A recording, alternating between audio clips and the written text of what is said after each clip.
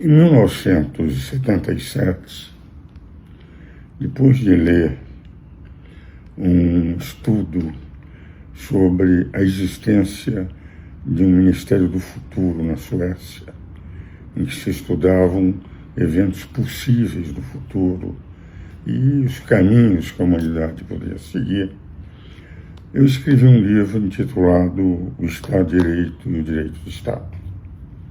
E lá sugeria que nós criássemos uma escola da democracia.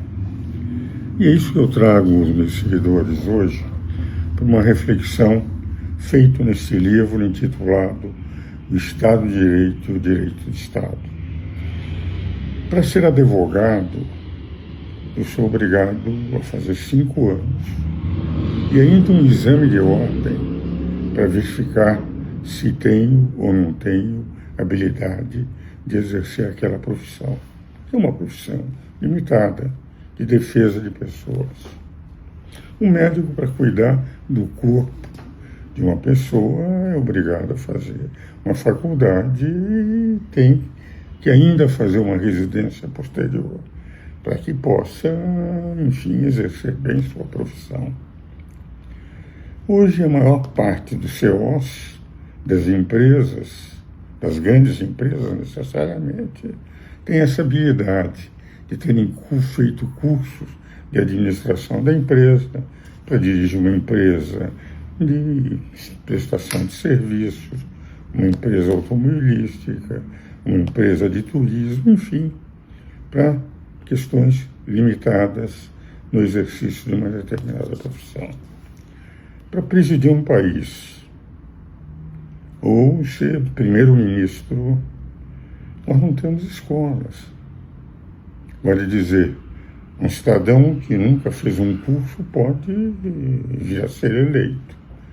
E, evidentemente, as suas companhias são mais ou menos as companhias que, enfim, foi adquirindo na vida, até mesmo do seu nível cultural e, evidentemente, se tiver carisma, porque as pessoas podem ter carisma, mas não estarem com a habilitação necessária. Por isso, em 1977, eu sugeria que nós tivéssemos uma escola para preparar os políticos, uma escola de medicina, escola de direito, engenharia. Essa seria preparar dirigentes futuros do país. E para prefeitura, vereadores, seria uma espécie de curso, enfim, básico, porque as grandes prefeituras, enfim, não são tão numerosas quanto os pequenos municípios em todos os países. Eu me lembro, quando eu estudei na França, o município onde eu estudava, que era a capital mundial da perfumaria, Grasse, tinha 28 mil habitantes. Tinha o seu prefeito local, etc. Uma espécie de ensino para a maioria de fundamentos da administração pública. É como se fosse um curso primário. Já para províncias e estados, um curso mediano. E aqueles que fossem grandes municípios, grandes estados, e para dirigir nações, um curso universitário de preparação. Para que não fosse elitista, o Estado teria que pagar para que aqueles que prestassem exames e entrassem não tivessem que pagar rigorosamente nada, para todos terem as mesmas possibilidades de mostrar o seu talento, de aprenderem a dirigir, conhecer direito, história, filosofia. E a maior parte dos dirigentes mundiais, de todos os países, espaços geográficos, nunca aprende a lição do passado, os erros do passado. Por isso, conhecer história, filosofia, as grandes teses filosóficas, política, como se administrar, administração pública. Então, eu sugeria uma escola semelhante a uma faculdade de Direito, uma faculdade seria formação de políticos para poder dirigir. E aqueles que, evidentemente, fossem sendo formados teriam a possibilidade de concorrer aí procurando obter o consenso popular. Poderiam dizer que é elitista, mas eu não acho que seja elitista. Por quê?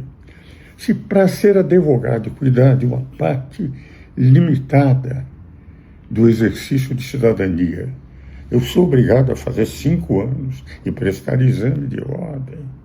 Para dirigir um país, o cidadão pode não ter cultura nenhuma. Para dirigir, ser um legislador, ele pode ter assessores muito hábeis, mas de rigor, esses assessores são mais competentes do que aquele que ele terá que decidir. Então, por essa razão, eu coloquei nesse livro o Estado de Direito e o Direito de Estado, esse meu sonho, de ir preparando gerações para que os políticos, enfim, não ficassem, como dizia Norman Acton, no século XIX, os políticos são tentados pela corrupção, então o poder corrompe sempre e o poder absoluto corrompe absolutamente. Aquilo que Montesquieu dizia no seu Espírito das Leis, é necessária a tripartição de poderes, porque como o homem não é confiável no poder, nós teríamos que efetivamente fazer com que o poder controle o poder, essa razão de 3 poderes harmônicos independentes, sem que um invada a competência do outro. Eu volto a colocar este escrito, enfim, naqueles idos da década de 70, no século passado, porque o que eu vejo de erro no mundo, no Brasil e no mundo, por aqueles que, enfim, têm carisma popular, manipulam muitas vezes a vontade popular, vendem ideias, enfim, que sabem que não vão poder propor para conseguir votos e que não vão realizar para conseguir votos. Veja, enfim, o que acontece no Brasil e no mundo, nós vivemos uma permanente turbulência. Por isso eu entendia extremamente hábil aquilo que na época, não sei se hoje continua, na Suécia. E aquilo que um diplomata, representante da Índia na ONU, Arthur Hall, dizia num artigo muito importante: se nós tivéssemos uma universidade do futuro, em que cada país mandasse alguns dos seus melhores cérebros, escolhidos a dedo, para participarem dessa, para pensarem numa melhoria global da humanidade, nós poderíamos ter, no futuro, um mundo caminhando, não para esses saltos que vem dando e que hoje vivemos num momento de grande turbulência mundial, mas fazendo com que realmente crescêssemos de uma forma harmônica, a bem da sociedade, a bem do bem comum e não com uma grande parte do poder, como eu mostrei no meu Uma Breve Teoria do Poder, esse livro que escrevi anos atrás, em que o cidadão entra para servir e termina servindo do povo em benefício próprio. Os 90 anos, eu volto àquela ideia que nós estamos vendo no Brasil e no mundo, demonstra que ministros deveriam ser altamente habilitados nos 3 poderes e não amigos do rei. Os eleitos pelo povo deveriam ter essa sensibilidade de administrar o que nós vemos muitas vezes, e é por isso eu sou parlamentarista, porque o parlamento pode controlar melhor um primeiro-ministro do que um presidente da República eleito no povo, e que, se tiver carisma, pode dominar outros poderes, ou de um poder judiciário que venha invadir a competência dos outros. Se nós pudéssemos ter escola para dirigentes, como temos a escola de direito, de engenharia, de economia, de administração pública, de administração privada, para dizer parcela das questões mundiais e não a totalidade das questões de um país ou do mundo, evidente que nós poderemos estar num mundo melhor. Dizem que é um sonho de um velho de 90 anos. Eu resolvi voltar a esse, porque nos últimos Instagram eu tenho mostrado minha grande preocupação em ver como o mundo está evoluindo e vendo o que nós estamos vivendo no Brasil e no exterior, um momento de grande turbulência e, o que é pior, as pessoas se alimentando do ódio de um lado ou de outro e pensando muito mais em eliminar o adversário do que juntos criarem um país melhor. Velho sonho. O Martin Luther King dizia: I have a dream, I have um sonho de eliminar o racismo nos Estados Unidos.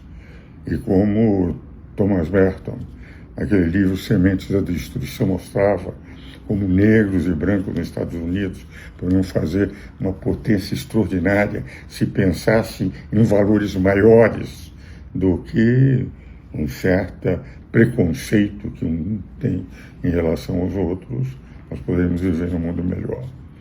Vou continuar batendo, até porque sou apenas um advogado de uma província que, apesar de ser poderosa economicamente, tem pouca força política em Brasília, que é São Paulo. Um professor universitário que sempre lecionou nessa linha de defesa da cidadania. Enfim, meus queridos seguidores, para esta quarta-feira eu trago reflexões mais filosóficas do que sobre problemas atuais.